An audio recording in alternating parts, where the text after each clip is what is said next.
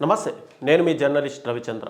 2024 ఎన్నికల్లో కూటమి ప్రభుత్వం అధికారంలోకి వచ్చిన తర్వాత ఎవరైనా 3 పార్టీలు ఒక కూటమిగా ఏర్పడితే తర్వాత ఉన్నటువంటి పార్టీ ఎక్కువ సీట్లు వచ్చినటువంటి పార్టీకి మెయిన్గా ప్రతిపక్ష హోదా ఇవ్వాల్సి ఉంటుంది. కానీ జగన్మోహన్ రెడ్డి గారికి ప్రతిపక్ష హోదా ఇవ్వకుండా అసెంబ్లీలో ఆయన మాట్లాడితే ప్రజల తరపున మాట్లాడతారని గ్రహించినటువంటి కూటమి ప్రభుత్వం ఆయన్ని ప్రతిపక్ష హోదా ఇవ్వకుండా అసెంబ్లీకి రాకుండా చేసింది. దీంతో ఆయన అసెంబ్లీ వేదికగా మాట్లాడాల్సిన మాటల్ని కూడా ప్రెస్ మీట్లు పెట్టి ప్రజలకు తెలిసే విధంగా ఆయన ఎప్పటికప్పుడు ప్రయత్నాలు చేస్తూనే ఉన్నారు. దాంట్లో భాగంగానే రీసెంట్గా జగన్మోహన్ రెడ్డి గారు ఏర్పాటు చేసినటువంటి ఒక ప్రెస్ మీట్లో దాదాపుగా సుదీర్ఘ సమయం అంటే 2.5 గంటలకు పైగా ఒక ప్రెస్ మీట్ జరిగినా కూడా పబ్లిక్ నుంచి విశేష స్పందన మాత్రం వచ్చిందనే చెప్పుకోవాలి.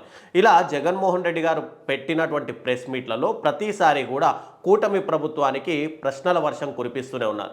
దీంట్లో ఆయన పెట్టినటువంటి ఏ ప్రెస్ మీట్ అయినా సరే మీరు ఒక్కసారి గమనిస్తే ఆయన ఖచ్చితంగా ఎవిడెన్స్తో సహా ప్రశ్నల వర్షాన్ని అక్కడ సంధిస్తున్నారు.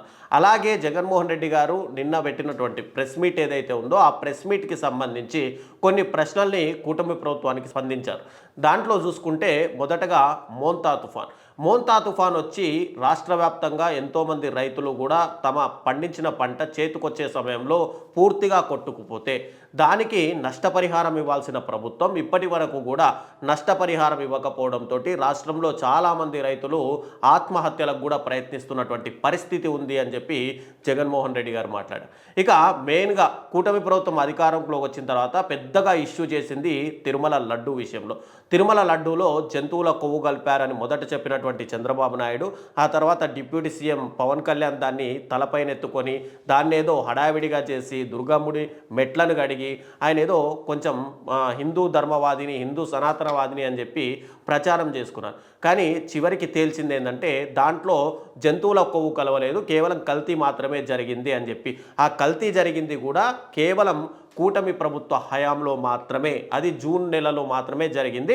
దాంట్లకు సంబంధించిన ఏదైతే బోలేబాబా డైరీకి సంబంధించినటువంటి నెయ్యి ఉందో దాన్ని కూడా ల్యాబ్లో టెస్ట్ చేసి రిటర్న్ పంపించారు. కాబట్టి ఇది కూటమి ప్రభుత్వ హయాంలో జరిగింది. కాబట్టి ఇక్కడ జగన్మోహన్ రెడ్డి గారి మీద ఏదైతే నింద వేయాలనుకున్నారో దానికి సరైన ఆధారాలు ఎక్కడ కూడా లభించలేదు. ఇక పరకామణి కేసులోకి సంబంధించి సిట్ విచారణ చేస్తున్నాము అది చేస్తున్నామని చెప్పారు.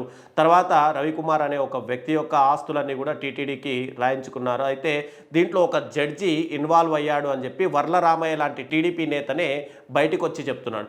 దాంతో ఆ జడ్జి ఎవరు అనేది ఖచ్చితంగా బయట పెట్టాల్సిన పరిస్థితి ఇప్పుడు కూటమి ప్రభుత్వానికి ఏర్పడింది.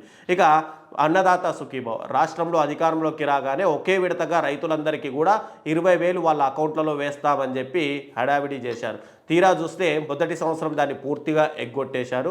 ఇక రెండో సంవత్సరం కూడా మొదటి విడత అటు పిఎం కిసాన్తో కలుపుకొని అకౌంట్లలో వేశారు. అది కూడా మొదటి విడత కాకుండా 3 టర్ముల్లో వేస్తాము అని చెప్పడం చూస్తుంటే కనుక ఇక్కడ కూటమి ప్రభుత్వం ఇచ్చినటువంటి మరొక హామీ ఇక్కడ గంగలో కలిపినట్లయింది అని చెప్పి జగన్మోహన్ రెడ్డి గారు ప్రశ్నించారు.